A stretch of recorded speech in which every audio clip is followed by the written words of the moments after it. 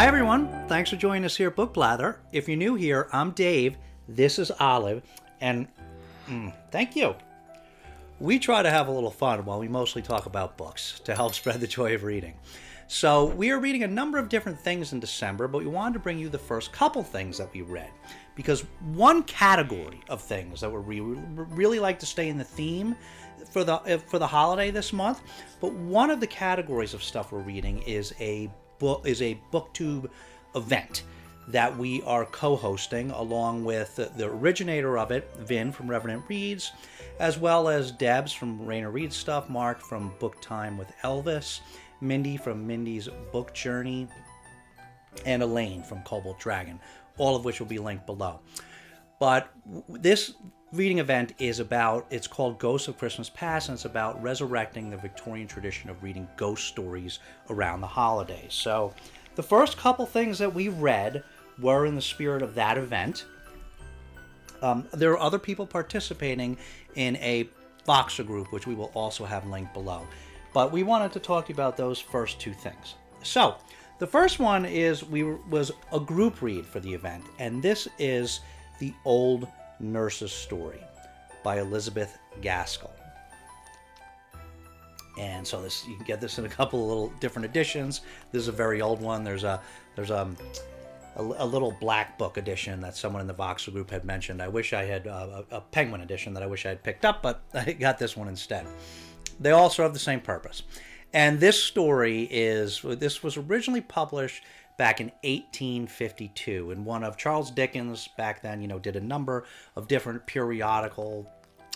different sort of weekly or monthly periodicals that published different kinds of stories, and one was called Household Words. And so he had invited Elizabeth Gaskell to write a Christmas story in a special Christmas edition of this in 1852.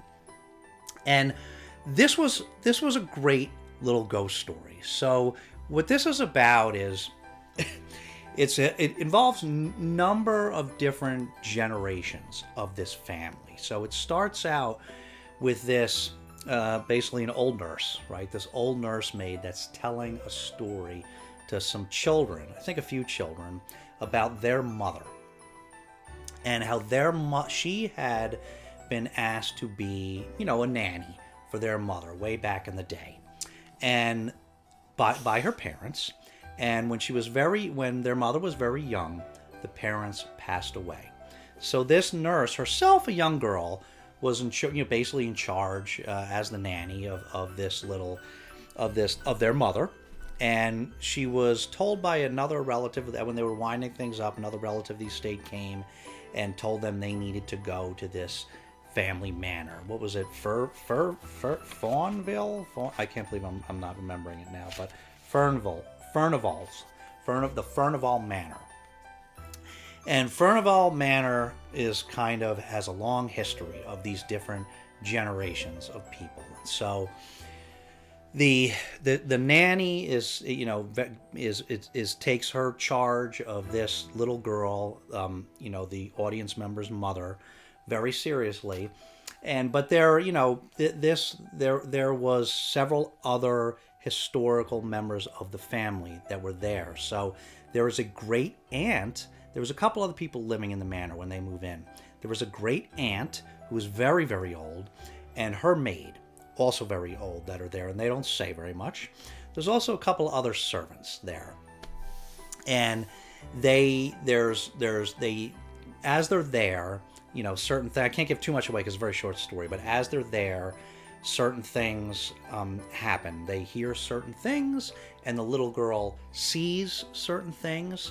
She disappears, and so a lot of old history comes back, involving involving the mother and the grandfather and the multiple generations, and it was actually kind of hard to keep track of the different generations, but there's a lot of history comes back.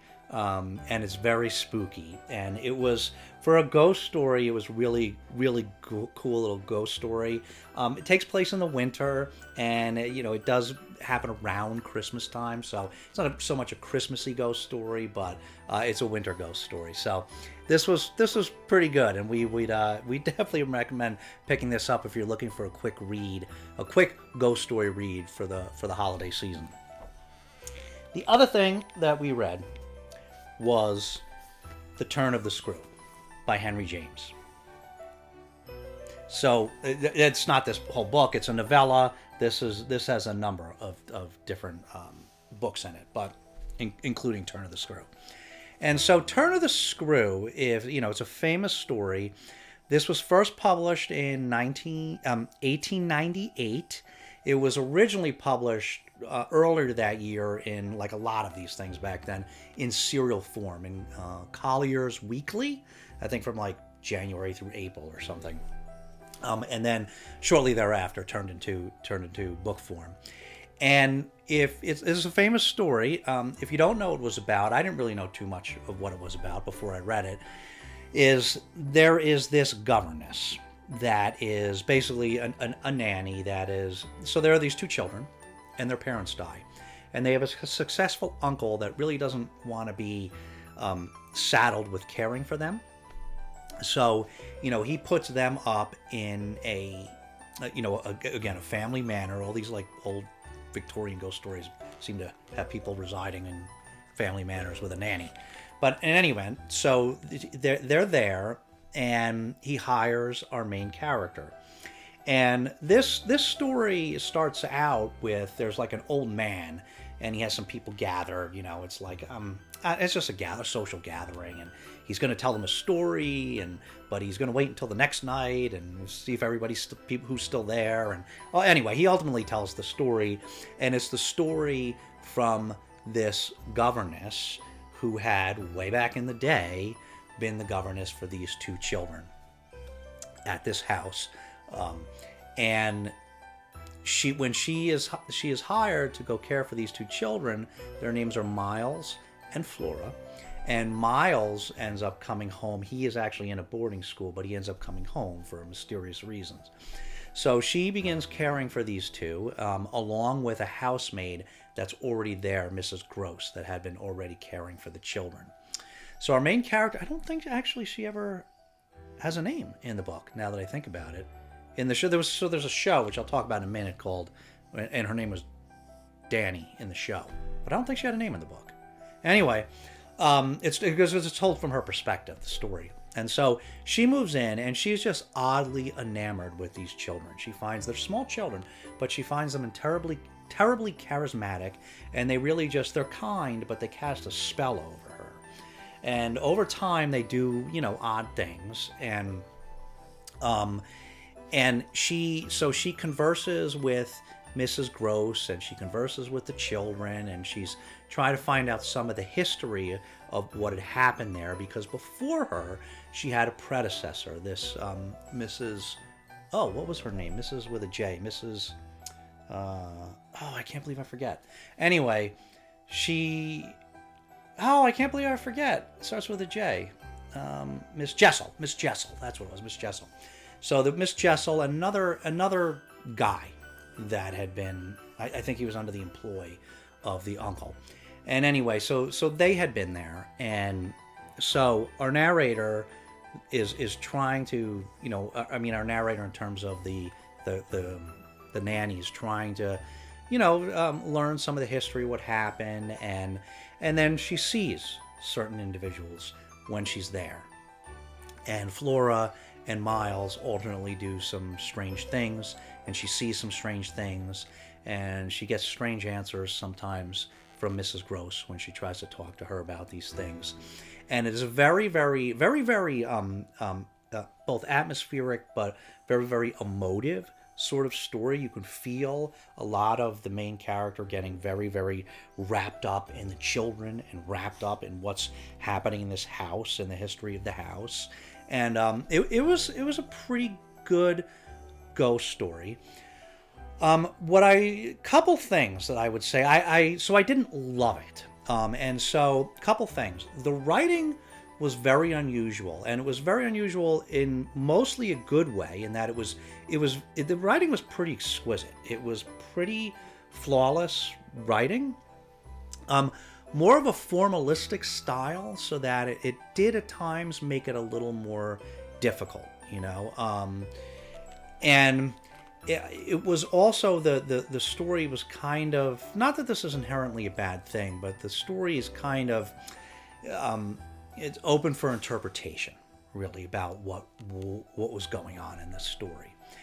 And so I saw there was there has been many adaptations of this story. I think some faithful and some not, in theater, movies, television.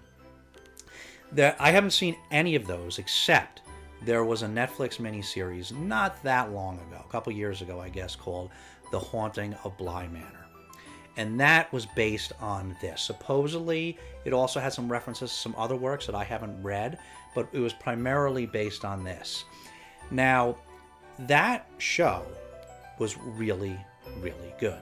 And I would say that I actually liked that show better than this. So if you're a Netflix fan at all, there was a show before that, because that's kind of the second in this series. There was one called The Haunting of Hill House, which was supposedly based on Shirley Jackson's book of the same name. And it was nothing like the book whatsoever. It's kind of like World War Z, where there was that book, and it was a pretty good book, and then there was Brad Pitt movie, and they gave it the same name, and it was absolutely nothing like the book. The only thing it had in common with the book was that there were zombies, but there was literally nothing else in common with it. They just wanted to use the name, I guess. The same thing, The Haunting of Hill House, the show was good. I liked the show. Not at all based on the book. But any event, so The Haunting of Bly Manor was not like that. The Haunting of Bly Manor was very much based on this book. But The Haunting of Bly Manor had a little bit more to it. There at Mrs. Gross, there was a little more to Mrs. Gross's story. And there was a couple other somewhat main characters. There was also a cook, Owen, and a gardener, I forget her name, that were there a bit and had some involvement with our main characters and what was going on. And so, but that story did pretty faithfully follow this, except it extrapolated more and it expounded on it. And like I said, in addition to these extra characters and extra stories, the show did not leave things open to interpretation, and it was pretty good, and it was pretty scary, frankly. And so it was a really, really good show. So I wouldn't discourage anyone from reading this story. I thought it was good. I just don't want to say I loved it, because it had the couple things that I thought made it not great. But it depends what you like. I mean, if you love exquisite writing and don't have a hard time with it, then you would love it. You would love the way it was written. And I mean, because it was pretty great writing. It was just, like I said, it was occasionally a little hard to get through, but not bad, because it's not that long. And I'm personally not a huge fan of books that usually leave stuff open to interpretation, but it was pretty good. But I would highly, highly recommend the show. So maybe do both and see what you think. So those were the only two we did this month. We did The Old Nurse's Story by Elizabeth Gaskell and The Turn of the Screw by Henry James. So, and not the only two we did this month. We're in the middle of several other things, but I mean, those are the only two that we completed so far for the Ghosts of Christmas Past reading event. So let us know what you are reading for that event, or what you're reading just December generally. If you're reading some Christmas stories or whatever else you're reading, certainly let us know if you've read these or you plan to. We'd be curious to hear what you think of them. So we'll see you again very soon. But in the meantime, take care of yourselves and each other, and we'll see you next time.